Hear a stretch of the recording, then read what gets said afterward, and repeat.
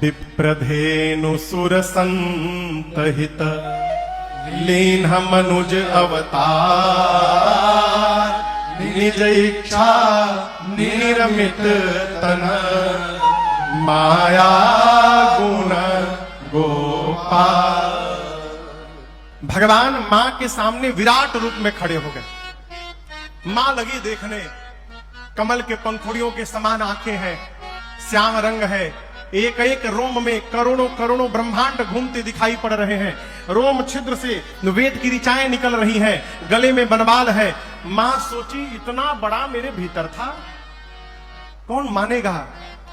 सुनत धीर मति थिर न रहे। धीर मति का भी कोई व्यक्ति यदि ये बात सुनेगा कि इतना बड़ा मेरे भीतर से निकला है, कोई विश्वास नहीं करेगा। मां ने हाथ जोड़ लिया, कहा प्रभु आपकी स्तुति कैसे करूं मैं, आपके न प्रारंभ का पता चल रहा है न अंत का। भगवान देखे मां का विवेक जग गया। भगवान ने कहा मां चरित बहुत विधि किन्न चाहो, नाना प्रकार का चरित्र करना चाहता हूं, बताओ क्या करूं, मार दूं रावण को भी।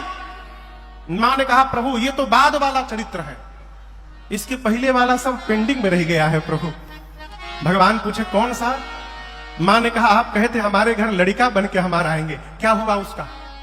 भगवान बोले मां आपका बेटा ही आपके सामने खड़ा है, मैं आपका बेटा हूं। भगवान की बात सुनकर मां बोली है तहत केहू के लड़का जन्म लेला, आज तक किसी का बेटा इतना बड़ा जन्म लिया होगा।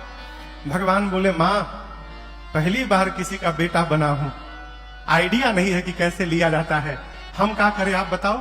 तब मां ने कहा कि जय शिशु लीला अति प्रियशीला यह सुख परम अनुपमा।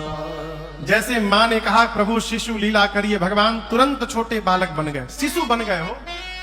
अब बनकर बोले मां आप ठीक है ना। मां बोली 50-50 हुआ है प्रभु। भगवान बोले शिशु तो बन गया। मां ने कहा मैंने कहा था की जय शिशु लीला, शिशु बनकर शिशु की लीला करिए। आप शिशु तो बन गए लेकिन लीला नहीं कर रहे हैं प्रभु। जो शिशु जन्म लेता है, जन्म के साथ सबसे पहली लीला करता है कि वो रोता है। आप मेरे से बात कर रहे हैं, आप जब तक रोएंगे नहीं बाहर कैसे पता चलेगा कि आप आ गए हैं।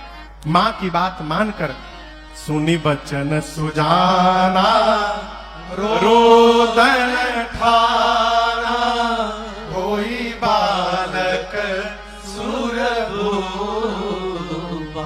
भगवान लगे रोना प्रारंभ कर दिए हो।